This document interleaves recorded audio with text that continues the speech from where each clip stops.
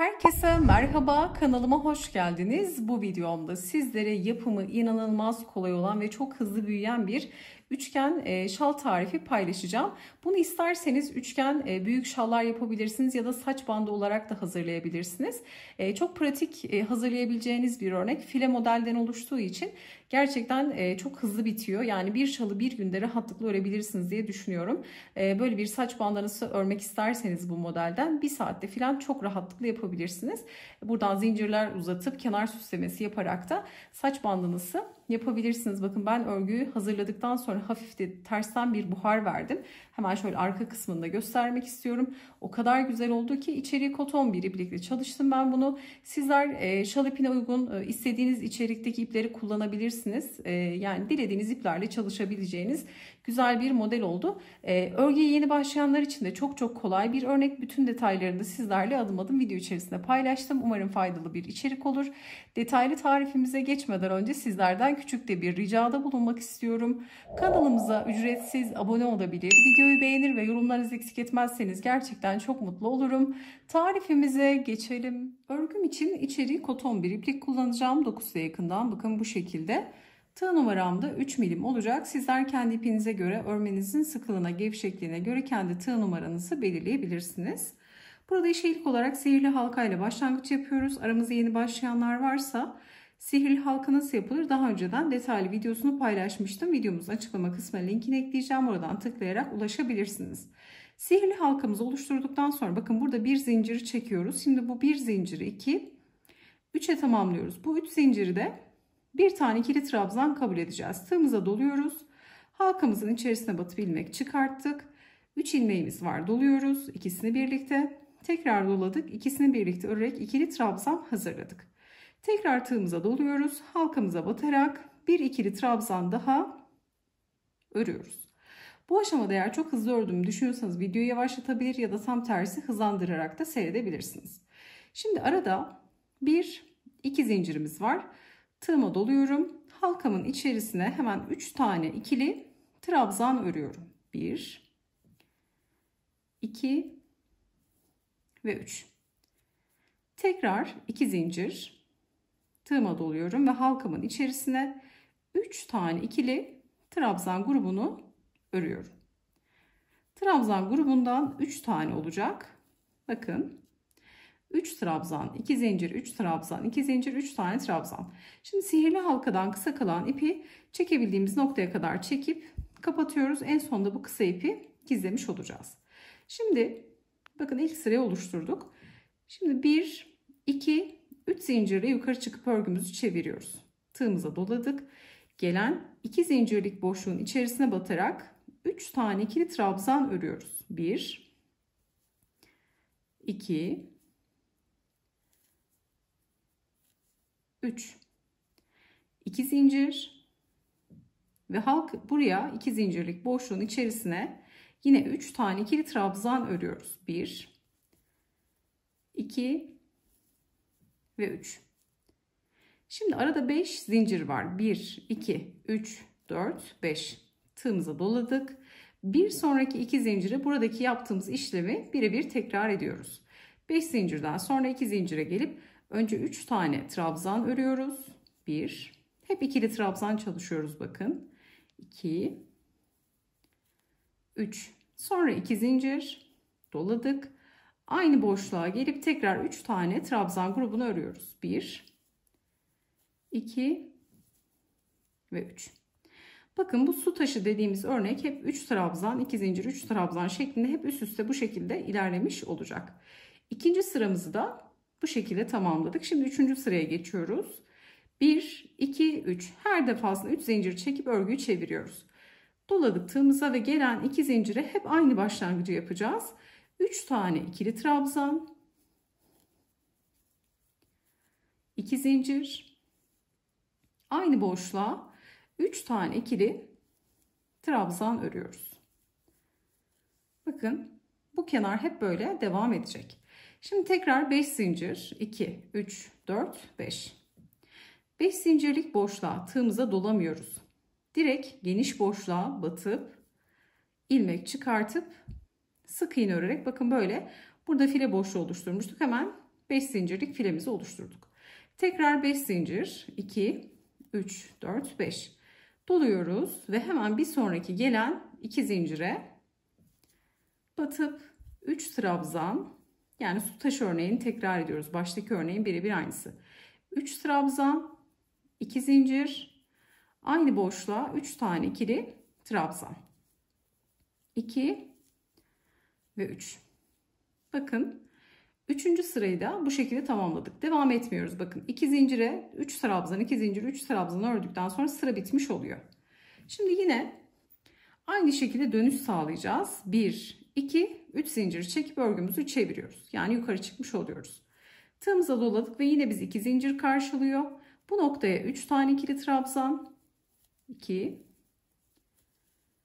3, 2 zincir, aynı boşluğa 3 tane ikili trabzan. Başlangıç ve bitişler hep aynı bakın. Bu kenar böyle V şeklinde açılıyor. Şimdi artık modeli kurmaya geçiyoruz. Şimdi bakın burada böyle filelerle devam ettik. İsterseniz tamamen file yapabilirsiniz orta kısmı. Ama bizler burada şimdi yelpaze ya da deniz kabuğu dediğimiz örneği kuracağız. Geliyorum hemen 5 zincir. 2, 3, 4, 5. Hep böyle 5 zincirle başlayacak. Ve geliyoruz ilk 5 zincire direkt batıyoruz. Bakın tığın başına dolamadık. 5 zincire direkt battık.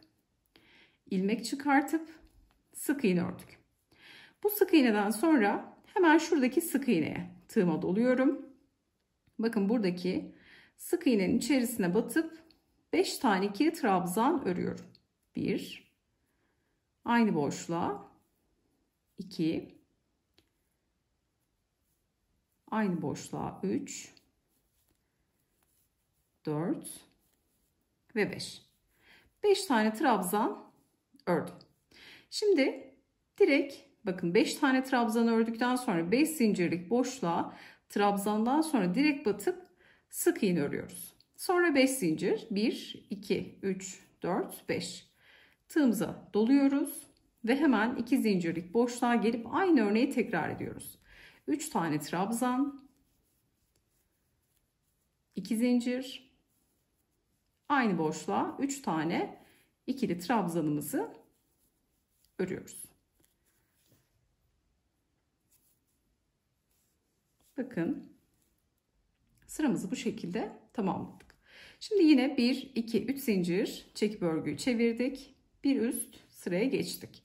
Doluyorum. Bakın başlangıçlar su taşı örneği ilerlediği için V şeklinde ikiye ayrılan kolda sağda ve solda bitiş ve başlangıçlar hep aynı. 2 zincire geliyorum. Hemen 3 tane ikili trabzanımı örüyorum. Buraları artık birazcık hızlı geçelim. 2 zincir, 3 tane trabzan. Şimdi orta kısımlar önemli. Başlarken ne demiştim? Hep 5 zincirle başlıyoruz. 1, 2, 3, 4, 5.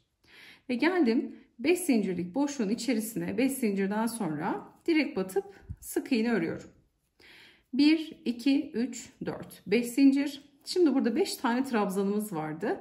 Bunun 1, 2, üçüncüsüne batıyorum bakın. 5 tane olan trabzanın şöyle baştan 1, 2, üçüncüsüne bakın 5 zincir. 3. trabzana batıp direkt sık iğne. Bir sıra böyle yelpaze trabzanlı sırayı ördükten sonra bir sıra tamamen file örüyoruz. 1, 2, 3, 4, 5 zincir. Bir sonraki 5 zincire direkt sık iğne. Sonra tekrar 1, 2, 3, 4, 5 zincir. Doladık. Hemen sıra sonuna geldik. Ne yapıyoruz? 2 zincirde 3 tane trabzan, 2 zincir ve 3 tane ikili trabzan. Bakın. Bir sıra böyle yelpazeyi ördükten sonra bir sıra tamamen file sırası oluyor. Şimdi bir sonraki sırada yelpazeler şu iki sık iğneye denk gelecek. Zaten modeli kavradıktan sonra mantığı çok basit. Çok rahatlıkla yapacaksınız. Şimdi yine 3 zincirle örgüyü çevirdim. Yine aynı başlangıcı yapıyorum. 2 zincire 3 tane trabzanımı örüyorum. 2 zincir, 3 tane trabzan. Şimdi geldim. Her zaman 5 zincirle başlıyorum. 3, 4, 5. Ve ne yapıyorum? Her zaman bakın su taşı örneğini yaptıktan sonra 5 zincir ve gelen 5 zincire direkt sık iğne ile başlıyorum. Şimdi yelpaze sırasındayım. Bakın trabzanlı sıradayım. Doluyorum. Gelen sık iğneye 5 tane trabzan örüyorum. Hemen 1, 2, 3, 4 ve 5. 5 trabzan ördükten sonra gelen bir sonraki 5 zincirlik boşluğa direkt batıyorum. Sık iğne. Şimdi file 1, 2, 3, 4, 5 zincir ve hemen bir sonraki 5 zincirlik boşluğa direkt sık iğne. Doluyorum. Bakın burada file, yelpaze şeklinde ilerliyor sıra. Burada sık iğneden sonra direkt doluyorum. Gelen sık iğneye 5 tane trabzan örüyorum. 1, 2, 3, 4, 5 ve hemen 5 zincire direkt batıp sık iğne. Bakın şöyle göstereceğim. Yelpaze 1'di, 2'ye çıktı.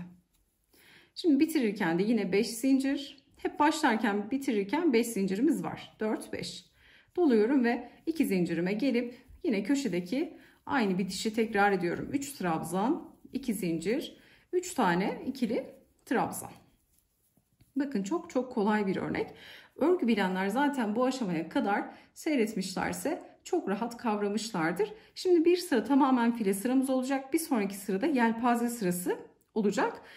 Şimdi hemen artışı da göstereceğim o noktada. 1, 2, 3 zincir çeviriyorum. 2 zincire. Bu kısımları kesmiyorum ki özellikle yeni başlayanlar da rahatlıkla yapabilsin.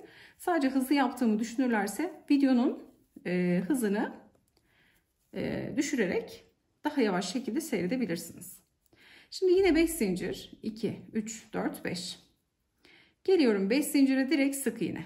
Bakın arka sıradayım, ters sıradayım. Yelpazelere baktığımda yelpazeler hep düz geliyor bakın. Bu ters sırada hepsini file örüyorum. 1, 2, 3, 4, 5.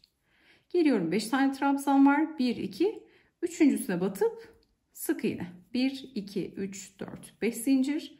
Hemen bir sonraki 5 zincire direkt sık iğne.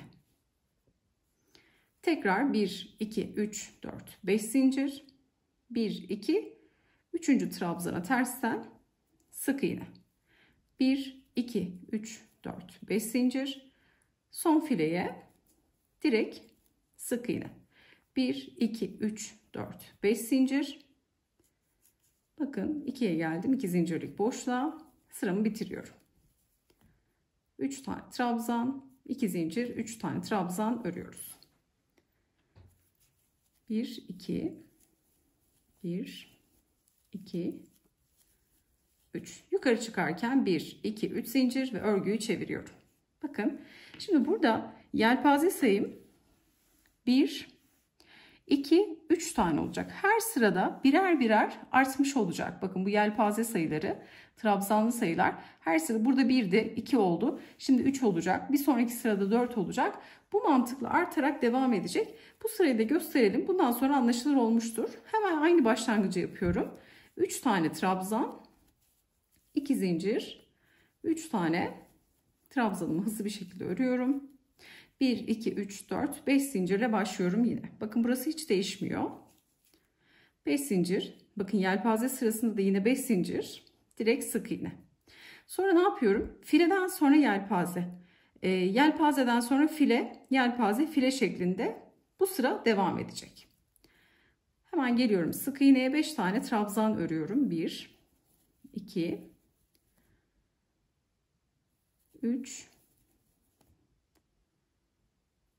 4 ve 5. Bakın file, yelpaze, direkt sık iğne ile tutturuyorum. Yelpazeyi ördükten sonra 1, 2, 3, 4, 5 zincir. Hemen 5 zincire sık iğne doluyorum. Hemen buraya trabzan yani yelpaze 5 tane 2, 3, 4, 5. Hemen bir sonrakine sık iğne. Bakın file, yelpaze, file, yelpaze, file. Şimdi şuraya da yelpaze gelecek. Model hep böyle ilerleyecek. Yelpaze sırasında. Hemen 1, 2, 3, 4, 5 zincir. Sık iğne. Hemen gelen noktaya da 5 tane trabzan örüyorum ve yelpazeyi oluşturuyorum. 4, 5, direkt sık iğne, bitirirken de 5 zincirli fileyle bitiriyorum. 3, 4, 5 ve hemen 2 zincire aynı örneği kuruyorum. Bakın burada 3 trabzan, 2 zincir, 3 trabzan kuracağız. Ters sırada hepsi tamamen file olacak. Düz sıraya geldiğimizde burada yelpaze sayısı bakın 1'de 2 oldu, 3 oldu, sonra 4'e çıkacak. Bu şekilde büyüyerek istediğiniz boyutta hazırlayabilirsiniz. Şimdi yeteri kadar büyütelim. Modelimi bir miktar bakın böyle uzatmış oldum. Görüyorsunuz, sizlere tarif etmiş olduğum gibi büyüttüm. Bununla saç bandanası yapabilirsiniz. Saç bandanasını maksimum 1 saatte falan çok rahatlıkla bitirebilirsiniz. Buralardan zincirler uzatıp kenar süslemesi yapabilirsiniz. İstediğiniz süslemeyi kullanabilirsiniz. Hiç süsleme yapmasanız dahi bu şekilde de kullanılabilir. Ya da bir şal yapmak istiyorsunuz. Üçgen büyük şal. Bir günde dahi bitirebileceğiniz bir örnek. Fileli bir çalışma olduğu için çok hızlı büyüyor. Gerçekten çok güzel oldu. Ben hafif de bir buhar verdim. Şöyle bakın göstermek istiyorum. İnanılmaz güzel görünüyor. Tarifimiz de bu şekildeydi. Umarım sizler de beğenir ve denersiniz. Yapacak olanlara şimdiden kolaylıklar diliyorum. Videomuzu beğenmeyi, yorum bırakmayı, kanalımıza abone olmayı unutmayın. Bir sonraki videoda görüşünceye dek hoşça kalın.